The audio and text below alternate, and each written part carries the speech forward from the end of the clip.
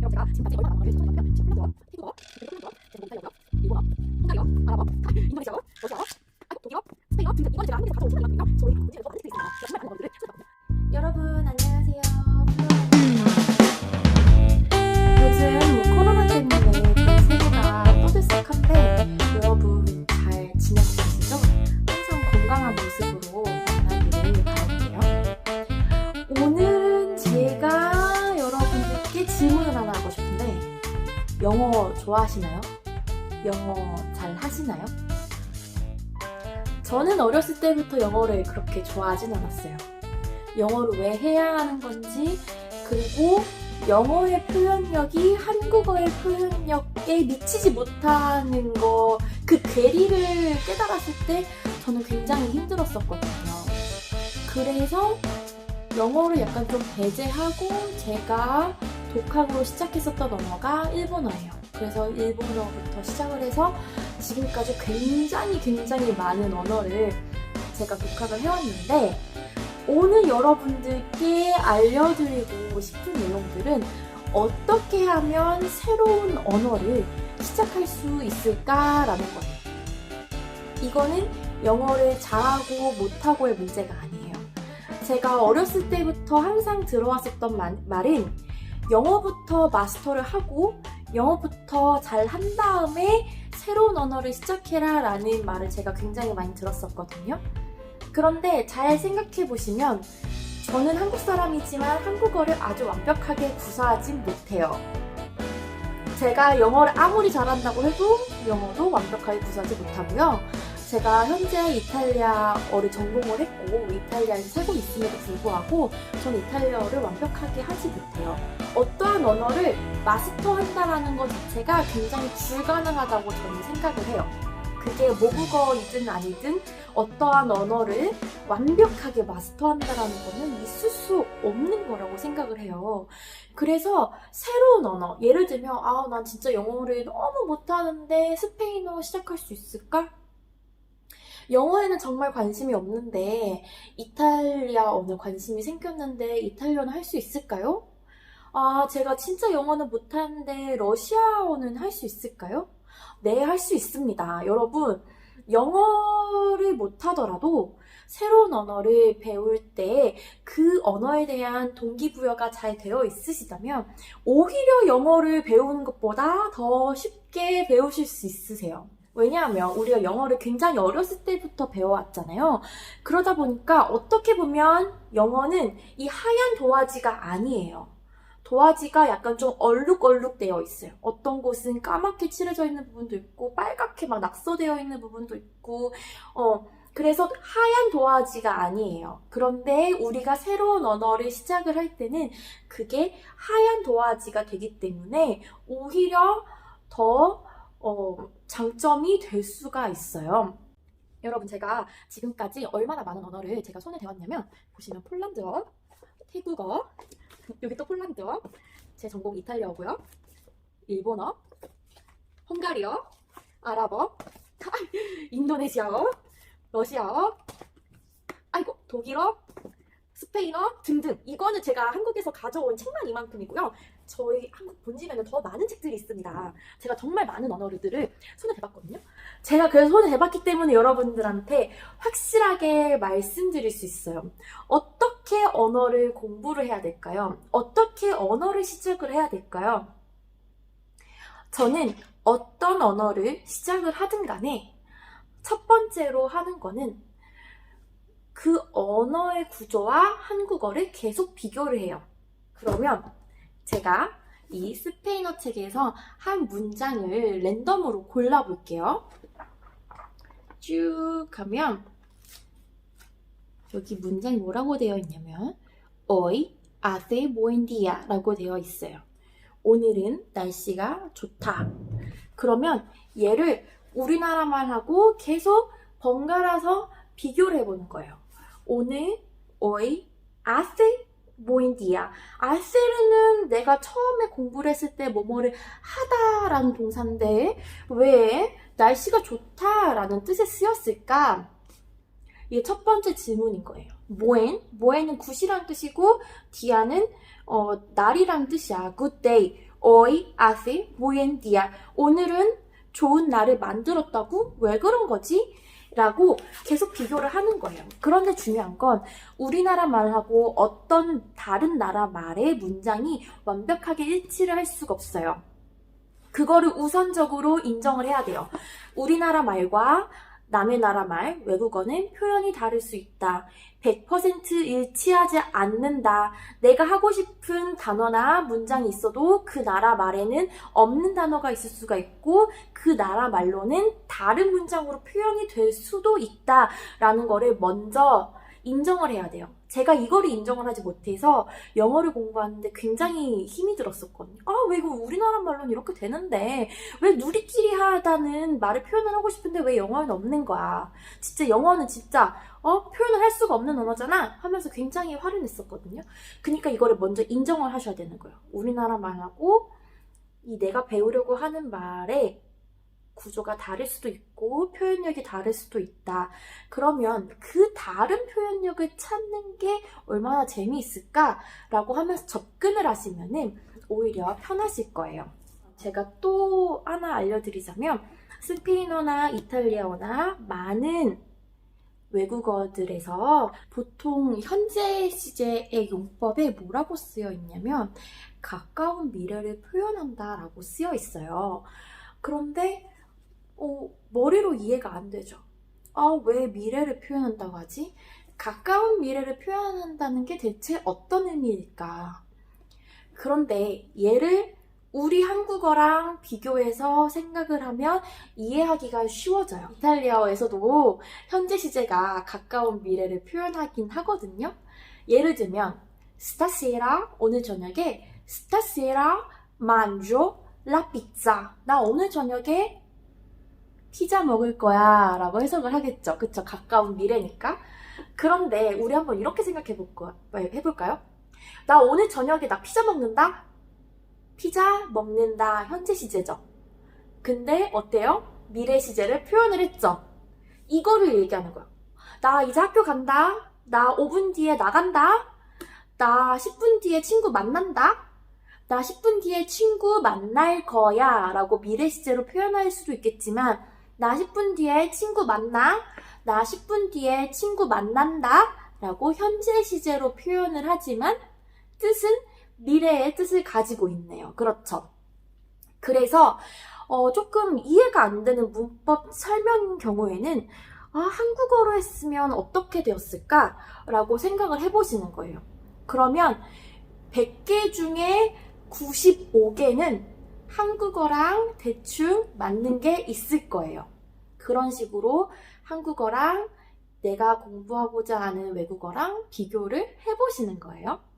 두 번째로 제가 드리고 싶은 말씀은 어떠한 새로운 언어를 공부할 때 있어서 우리 첫 번째로 시작하는 게 뭐죠?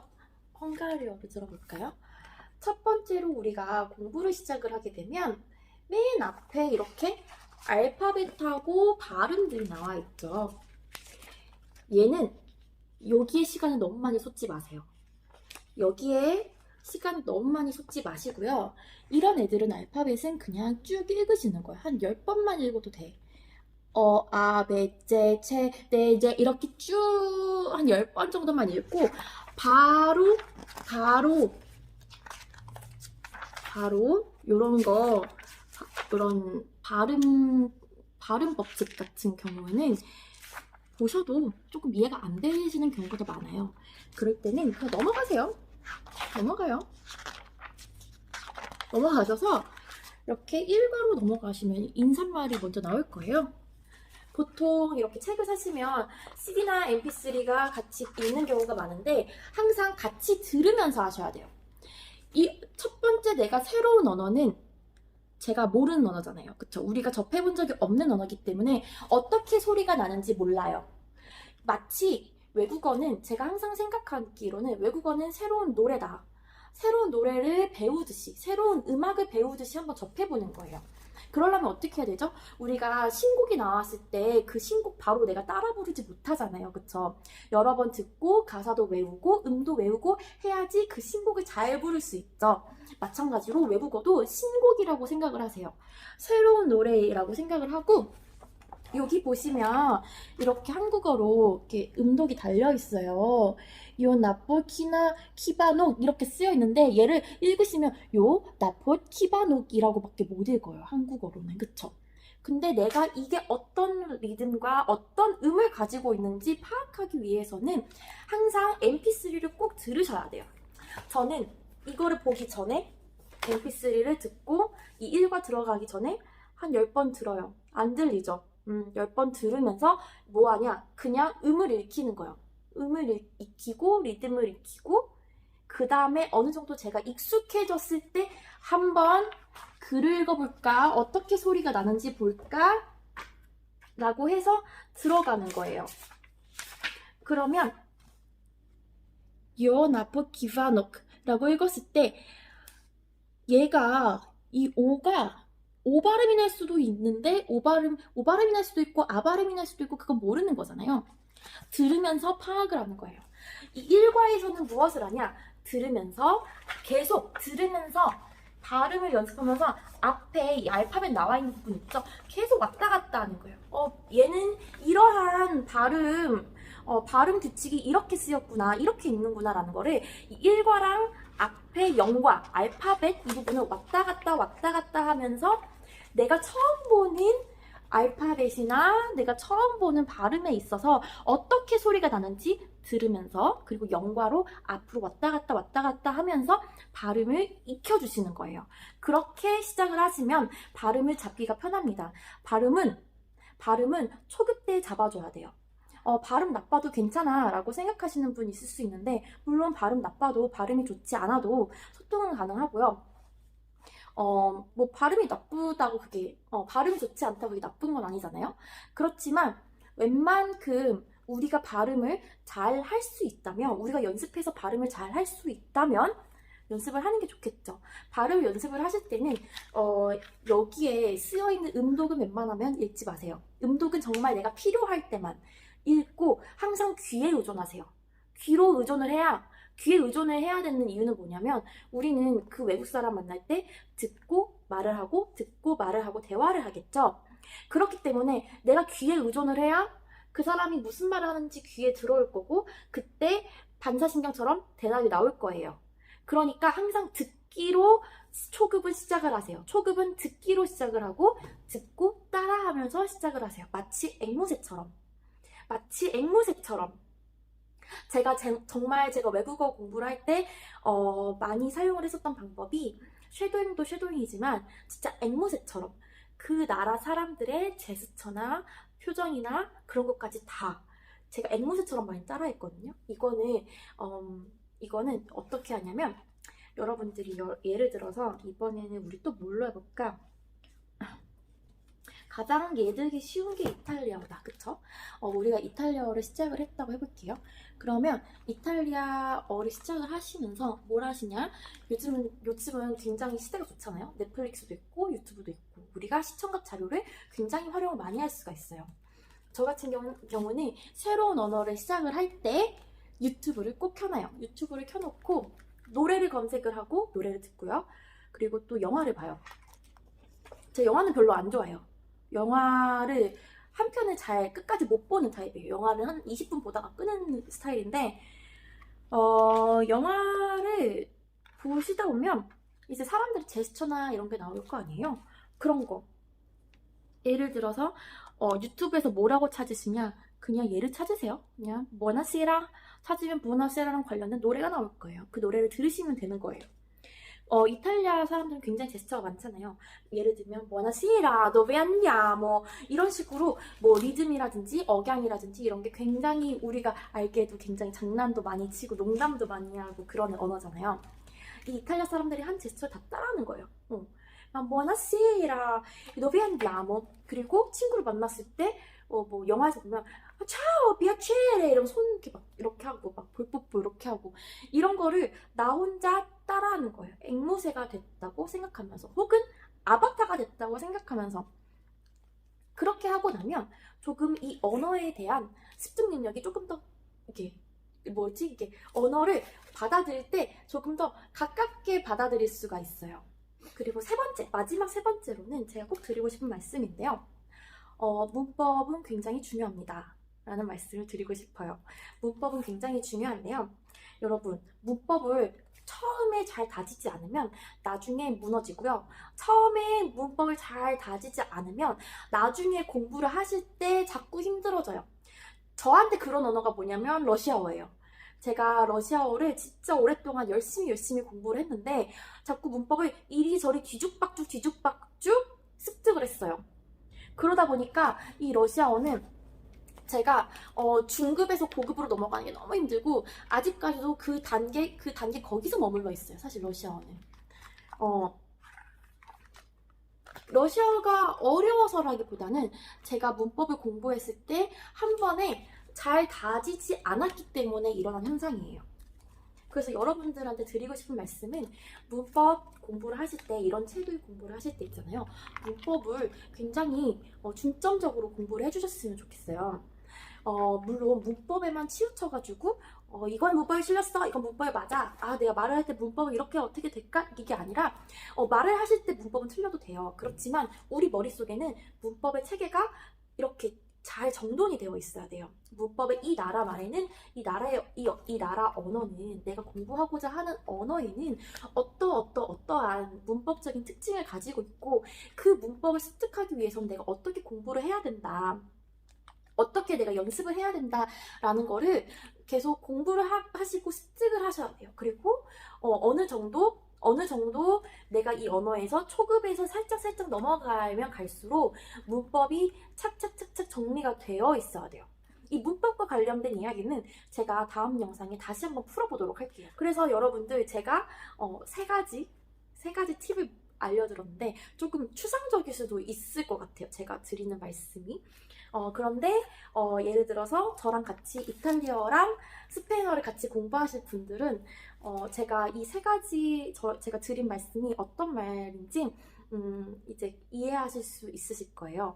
그리고 사실은 제가 작년에 폴란드 여행을 갔다 왔거든요. 폴란드에서 한 15일 정도 여행 갔다 왔는데 그 전에 저한테는 폴란드어가 굉장히 새로운 언어잖아요. 이 폴란드어를 어떻게 공부했는지 제가 영상을 기록해 놓은 게 있어요. 그거를 이제 제가 편집을 해서 올리게 되면 그때 여러분들이 알 수 있으실 텐데 우선적으로 첫 번째로 제가 제일 좋아하는 말인데요. 언어학자 소시르가 남긴 말이에요. 외국어는 모국어를 비추는 거울이다 라는 말씀을 남겼어요. 저는 그 말을 외국어를 공부할 때마다 항상 느껴요. 내가 한국어를 잘해야 이 나라 말도 조금 더 수월하게 받아들일 수 있고요. 한국어에서는 이런데 이 나라 말에서는 이렇네? 라고 자꾸 비교를 해보면서 두 개의 언어 실력이 같이 상승을 하는 거예요. 그래서 여러분들 공부를 하실 때 항상 이거 왜 이러지? 이게 아니라 한국어로 했으면 이렇게 됐을 텐데 이 나라 말로 하니까 이렇게 됐네. 그러면 이 두 개의 문장의 공통점을 한번 찾아볼까? 이렇게 하면서 한국어와 외국어를 비교하시면서 공부를 하시는 거예요. 이건 영어도 마찬가지고 일본어도 마찬가지고 그 어떤 나라 말에도 해당이 되는 겁니다. 두 번째로는 이 새로운 언어를 시작을 할 때 너무 알파벳에 힘을 쏟지 말자. 그리고 듣기를 우선적으로 하자. 들으면서 회화를 익히자. 들으면서 발음 규칙이 어떻게 되는지 습득하자라는 거였어요. 세 번째는 시청각 자료를 많이 활용을 하고 그 시청각 자료에서 나오는 사람들의 억양이라든지 제스처라든지 이런 거를 앵무새처럼 혹은 아바타처럼 따라해보자. 오히려 내가 이 언어에 대해서 아무것도 모를 때, 예를 들어서 내가 폴란드어를 공부하고 싶다. 그러면 제가 폴란드 영화를 찾았어요. 폴란드 영화를 몇 개 보다 보면 대충 그 사람들이 하는 제스처가 있을 거란 말이에요. 그걸 따라하는 거예요. 마치 성대모사 따라하듯이. 왜 개그맨들 보시면 분명히 저 사람은 중국어를 하는 것 같지 않은데 중국어 같은 게 있죠. 굉장히 그 특징을 잘 캐치하고 따라하는 거잖아요. 그런 개그맨 분들은 중국어를 직접 공부를 하시면 정말 완벽하게 잘하실 분들이에요. 예를 들면. 그래서 우리가 아무것도 모를 때 더 용감하잖아요. 아무것도 모를 때 이 새로운 언어를 시작하기에 앞서서 내가 뭐 드라마라든지 영화를 보게 되면 거기 나오는 사람들의 제스처라든지 말을 따라해보는 거야. 그 말을 몰라도 돼. 그 말에 완벽한 문장 몰라도 뭐 그냥 말투 따라하는 거 있잖아요. 이렇게 그렇게 따라하다 보면 그 리듬을 익힐 수가 있어요. 대충 어떤 식으로 리듬이 떨어지는구나. 이탈리아어로는 예를 들면 Ma stasera dove andiamo? 라고 했을 때 이렇게 따라할 수가 있잖아요. 이 리듬을 따라하는 거예요. 영어도 마찬가지고. 그렇게 외국어를 좀 게임하듯이 쉽게 접근을 하면 여러분들이 영어에 대한 두려움은 있으셨어도 이 두 번째, 세 번째 언어를 공부하실 때는 굉장히 수월하게 접근을 하실 수 있으실 것 같아요. 그럼 제가 다음번 영상에서는 제가 어떤 거를 소개해 드릴 거냐면 이 이탈리아어와 스페인어 이 두 개의 언어의 문법 체계를 제가 간략하게 소개를 해 드릴게요. 그러면 여러분 우리 다음 영상에서 보고요.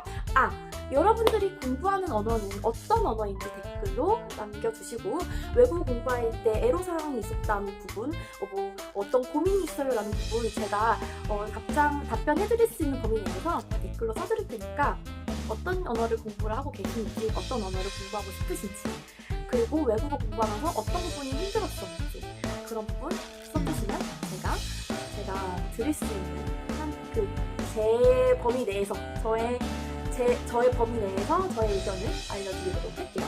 그럼 우리 다음 영상에